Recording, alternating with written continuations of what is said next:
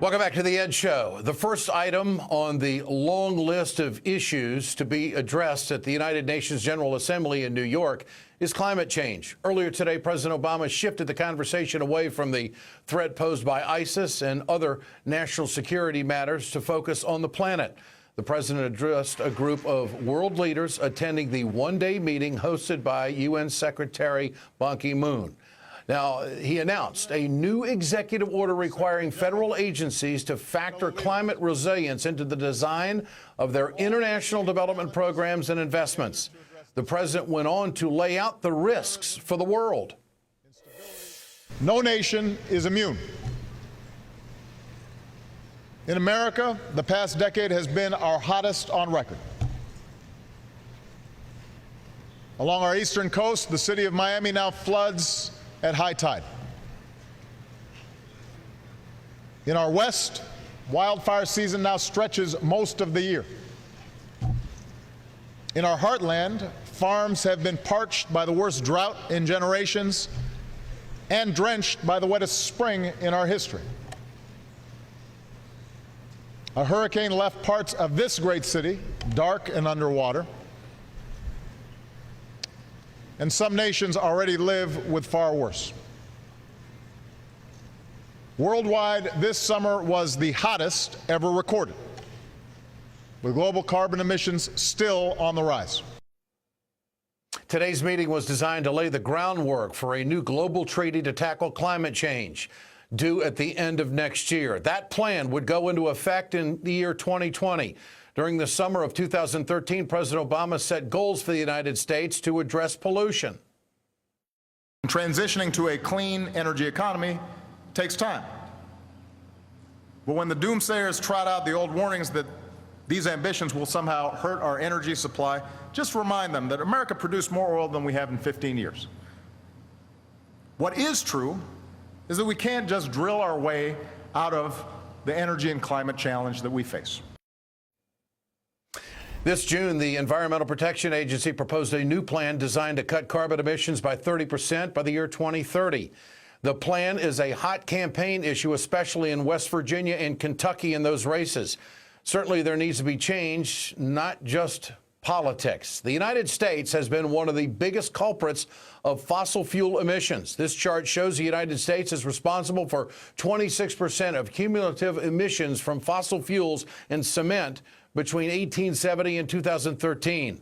Politicians have pledged to take action for many years but have done little or nothing.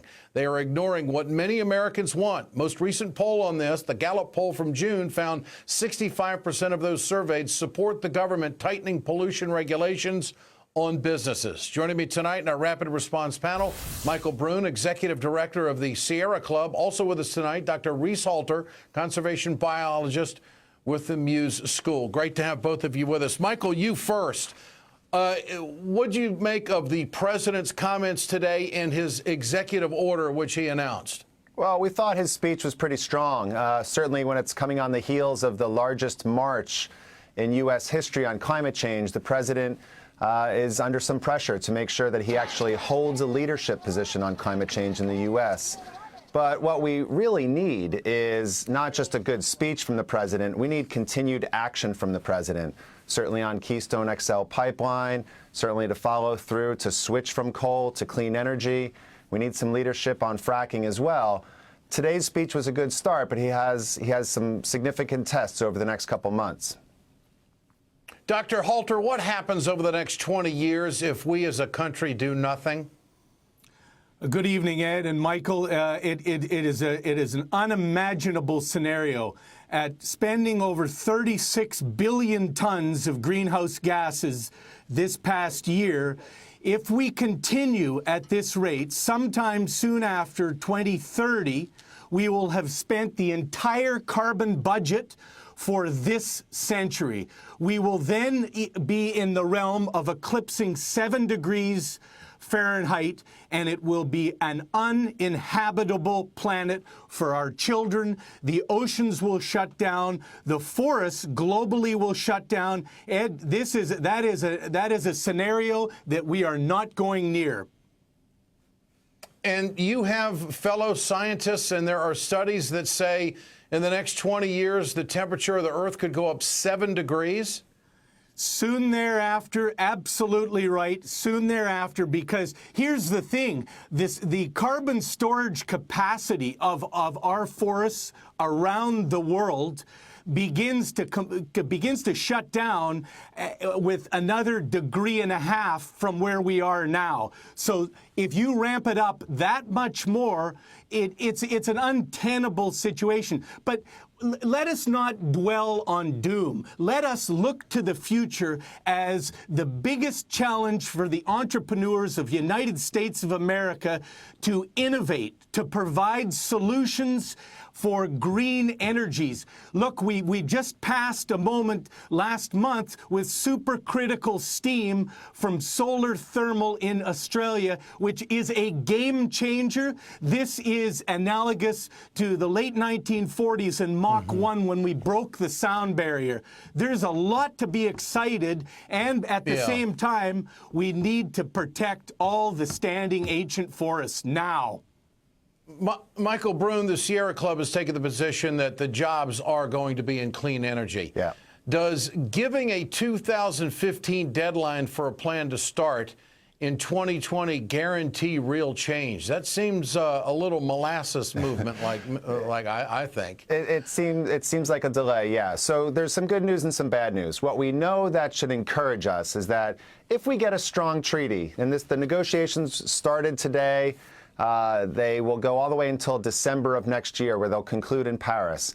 If we get a great global treaty on climate in Paris next year, it'll be enormously helpful. But we should not think that climate change will be solved with a single global treaty or even a single piece of legislation in the United States. We're going to need action from all of us as voters, as consumers, as investors, to move away from dirty energy and towards clean energy as quick as possible.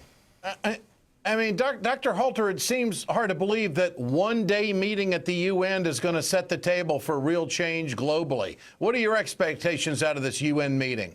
Well, the expectations, of course, are that China and Australia and Canada pull it together and get away from this oil, gas, and coal scenario, which, by the way, is lethal because of methyl mercury. In the last 50 years, the amount of mercury in our oceans has tripled. There's now over 80,000 tons in the ocean. Mercury is a neurotoxin. It's lethal. And by the way, everybody on planet Earth has mercury in their bodies. That's a given.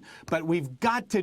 So, yes, we've started this, and as Michael said, there isn't any one initiative here, but it's the movement. And we all are left with active hope, which means each of us have to lend a helping hand now and begin to consume less, conserve more, and become water smart. Look, we're missing an immense amount of water in the last year from the Colorado River Basin, the equivalent of 53 million football fields, 1 foot deep, enough to fill Lake Mead, the largest reservoir, 2 times. This is real. This is real. All right. We will continue to cover the subject. It is very real, and the drought that's taken place in California is also devastating and leading to those fires. We'll get to all of it. Michael Brune of the Sierra Club and Dr. Reese Halter, great to have you with us tonight on this vital topic.